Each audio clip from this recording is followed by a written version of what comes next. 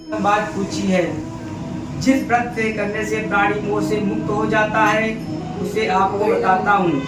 सुने हे वश, स्वर्ग और मृत लोक में दुर्लभ भगवान सत्यनारायण का एक महान पुण्य भक्त है। आपके स्नेह के कारण इस समय मैं उसे कह रहा हूँ।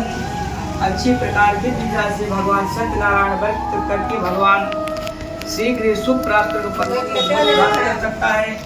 भगवान की ऐसी वाणी सुनकर नारद मुनि ने कहा, नारद जी बोले, प्रभु इस व्रत को करने का फल क्या है, इसका विधान क्या है, इस पर को किसने किया और कब इसे करना चाहिए, क्या विस्तार पूर्वक बतलाइए।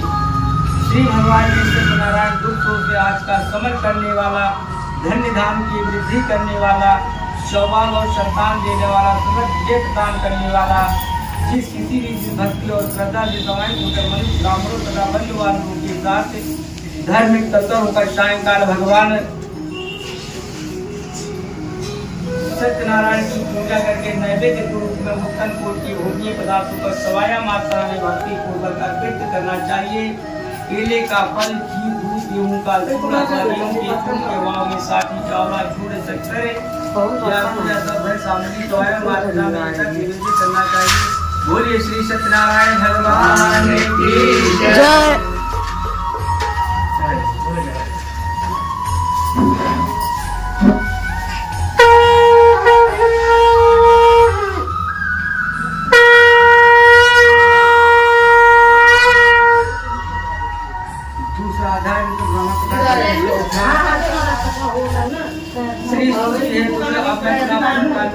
सत्यनारायण को व्रत किया था उसे भली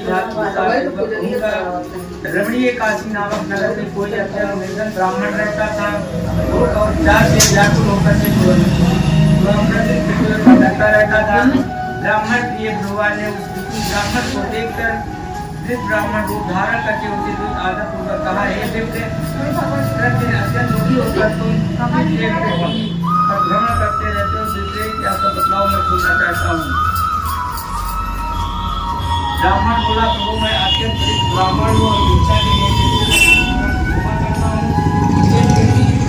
दूर करने का आप उपाय जानते हो, कृपा पूर्वक बतलाइए। वृद्ध ब्राह्मण ने कहा, हे ब्राह्मण देव, सत्यनारायण भगवान विष्णु अभिष्ट फल को देने वाले हैं। हे विष्णु, तुम उनका उत्तम व्रत पूजन करो, इसे करने से मनुष्य सभी दुखों से मुक्त हो जाता है। और व्रत के विधान के ब्राह्मण ने यत्न पूर्वक कहकर वृद्ध ब्राह्मण रूपधारी भगवान सत्यनारायण वही परम ध्यान हो गए। वृद्ध ब्राह्मण ने जैसा कहा था वो की अच्छी प्रकार से वैसा करूंगा। इसे सोचते हुए ब्राह्मण को बात पूछी है, जिस व्रत से करने से प्राणी मोह से मुक्त हो जाता है उसे आपको बताता हूँ। सुने हे वश, स्वर्ग और मृत लोक में दुर्लभ भगवान सत्यनारायण का एक महान पुण्य भक्त है। आपके स्नेह के कारण इस समय मैं उसे कह रहा हूँ। अच्छी प्रकार विधि विधान से भगवान सत्यनारायण व्रत करके भगवान शीघ्र सुख प्राप्त कर सकता है। भगवान की ऐसी वाणी सुनकर नारद मुनि ने कहा, नारद जी बोले, प्रभु इस व्रत को करने का फल क्या है, इसका विधान क्या है, इस पर को किसने किया और कब इसे करना चाहिए, क्या विस्तार पूर्वक बतलाइए। श्री भगवान ने सत्यनारायण दुखों से आज का समर करने वाला, धन्य धाम की वृद्धि करने वाला, सौभाग्य और संतान देने वाला, समृद्धि प्रदान करने वाला, जिस किसी भी भक्ति और श्रद्धा से समाहित होकर मनुष्य ब्राह्मणों तथा बंधुवालों के साथ धार्मिक तत्व होकर सायंकाल भगवान सत्यनारायण की पूजा करके नैवेद्य के रूप में उत्तम कोटि की भोजनीय पदार्थों पर सवाया मात्रा में भक्ति पूर्वक अर्पित करना चाहिए। केले का फल, घी, दूध, गेहूं का टुकड़ा, गेहूं के फूल के भाव में साथी चावला, गुड़, शक्कर सब सामग्री सवाया मात्रा में निवेदित करना चाहिए। बोलिए श्री सत्यनारायण भगवान की जय।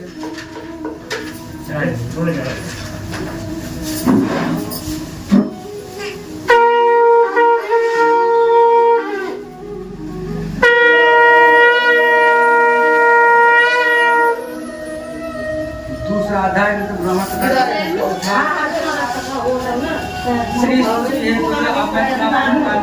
सत्यनारायण को व्रत किया था उसे भली रमणीय काशी नामक नगर में कोई अत्यंत निर्धन ब्राह्मण रहता था। और व्याकुल होकर के वो अपना दिल भटकता रहता था। ब्राह्मण प्रिय भगवान ने उस विपुल ब्राह्मण को देखकर फिर ब्राह्मण रूप धारण करके उनके दूत आदर पूर्वक कहा, हे विप्र, प्रतिदिन अत्यंत दुखी होकर तुम भ्रमण करते रहते हो, विप्र की आपका बतलाव मैं सुनना चाहता हूँ। ब्राह्मण बोला, प्रभु मैं अत्यंत ब्राह्मण हूँ और हिंसा के लिए क्षमा करता हूँ। का दूर करने का आप कुछ उपाय जानते हो, कृपा पूर्वक बतलाइए। फिर ब्राह्मण ने कहा, हे ब्राह्मण देव, सत्यनारायण भगवान विष्णु अभिष्ट फल को देने वाले हैं। हे विष्णु, तुम उनका उत्तम व्रतों पूजन करो, इसे करने से मनुष्य दुखों से मुक्त हो जाता है। और व्रत के विधान के ब्राह्मण ने यत्न पूर्वक कहकर वीर ब्राह्मण रूपधारी भगवान सत्यनारायण वही परम ध्यान हो गए। फिर ब्राह्मण ने जैसा कहा था उसकी अच्छी प्रकार से वैसा करूंगा, इसे सोचते हुए ब्राह्मण को बात की उम्मीद नहीं आई।